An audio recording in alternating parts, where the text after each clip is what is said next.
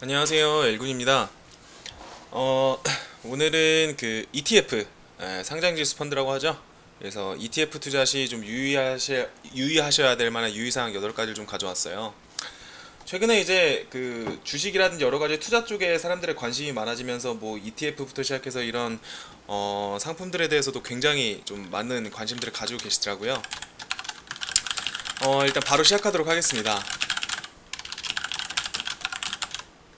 ETF 투자 시 유의사항 8가지. 자, 첫 번째, ETF는 원금 손실 우려가 있는 펀드 상품이다. 당연한 얘기죠.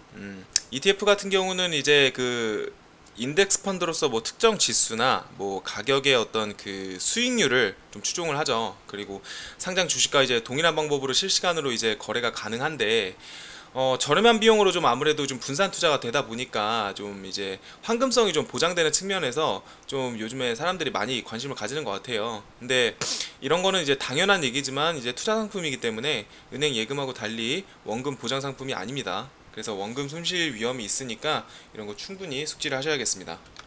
두 번째는 ETF 자산 구성 내역 확인하기. 당연한 얘기죠. ETF의 그 어떤 자산 구성 내역을 보면 어떤 종목에 이제 투자를 하고 있는지 그런 걸 확인을 할 수가 있어요. 그래서 내가 투자하려는 ETF가 어떤 쪽에 투자를 하는 건지 그런 거를 투자 예정인지 그런 걸 당연히 체크를 하셔야겠죠.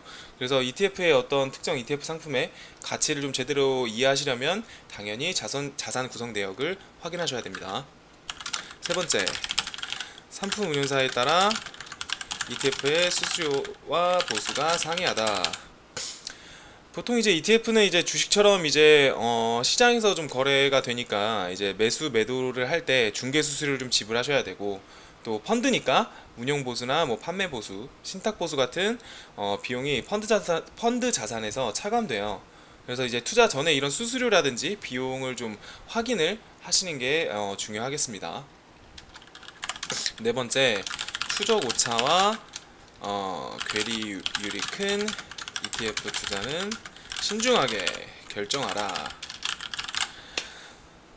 ETF 그 순자산 가치가 기초 지수를 따라가지 못하는 어떤 뭐 추적 오차가 좀 큰 상품이거나 아니면 뭐 시장 가격하고 이제 순자산 가치의 어떤 차이, 괴리율이 좀 큰 ETF 거래는 당연히 피하시는 것이 안전하고 바람직하겠습니다. 다섯 번째, 레버리지와 인버스 ETF는 장투에 부적합하다. 보통 이제 레버리지 상품이라서 요즘에 가장 많이 뉴스에도 많이 나오고 사람들이 많이 관심을 가졌던 것 중에 하나가 뭐 코스피 뭐 이렇게 인버스 뭐 2배 뭐 3배 뭐 이런 여러 가지 레버리지 상품이나 인버스 이런 상품들 요즘에 되게 사람들이 많이 관심을 가졌었죠.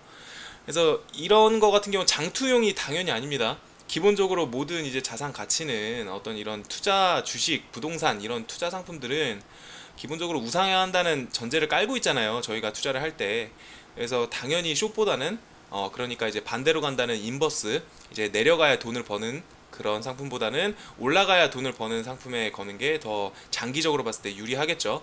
그래서 이제 기초자산 이제 가격 변동률이 뭐 2배까지 연동되도록 이제 보통 이런 레버리지 ETF나 뭐 기초지수가 뭐 이런 코스피나 코스닥 이런 지수가 내릴 때 이제 그 하락률만큼 좀 이렇게 가격이 상승되게 설계된 그런 인버스 ETF 요런 거 같은 경우는 기간 수익률이 기초지수의 어떤 기간 수익률의 2배 또는 뭐 하락률만큼 오르지 못할 가능성도 있고, 또 기본적으로 제가 방금 말씀드렸듯이 당연히 숏보다는 롱에 베팅을 하는 게 장기적으로 봤을 때 당연히 더 유리하겠습니다.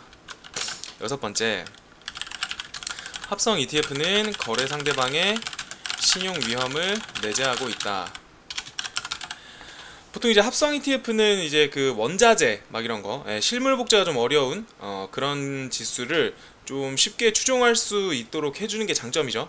그런데 보통 이제 그 스왑 거래 상대방의 어떤 부도나 파산 요런 이제 신용 위험에 노출된다는 위험 요인이 있어요. 그래서 이제 스왑 거래 상대방의 신용도를 확인하는 것이 바람직하겠습니다. 일곱 번째, 해외 지수나 원자재 ETF는 환율 위험을 내재하고 있다. 예, 이것도 뭐 당연한 얘기입니다. 해외에 상장된 어떤 지수나 농산물, 뭐 원자재, 이런 선물 이런 것들을 보통 이제 기초자산으로 하는 ETF 같은 경우는 기본적으로 환율 변동을 당연히 고려를 하셔야 돼요. 그래서 뭐 환율이 오르냐 내리냐 이런 거에 따라서 당연히 영향을 받습니다. 여덟 번째, ETF는 원칙적으로 매매 차익에 대하여 세금을 부과한다. 원칙적으로 ETF는 그 보유 기간 동안에 이제 발생한 이익 있잖아요. 그런 이익에 대해서 이제 그 과세를 하는 게 원칙입니다. 보통 이제 그 이익은 이제 매매 차익과 어떤 그 매수 시점과 매도 시점의 과세 표준 기준 가격의 차이, 이런 것 중에 그 작은 값으로 계산을 하게 되어 있습니다. 근데 이제 여기서 주의할 건 아니고 예외 사항은 이제 국내 주식형 ETF가 있어요. 국내 주식형 ETF는 주식에 이제 직접 투자하는 경우와 마찬가지로 매매 차익에 대해 과세되지 않습니다. 그래서 ETF 요즘에 관심 굉장히 많이 가지고 계신데 한번 잘 알아보시고 잘 살펴보시고 이런 유의사항도 유의하셔서 트레이딩 매매를 하시면 될 것 같습니다. 오늘도 제 영상을 봐주셔서 감사하고요. 다음 영상으로 찾아뵙겠습니다. 감사합니다.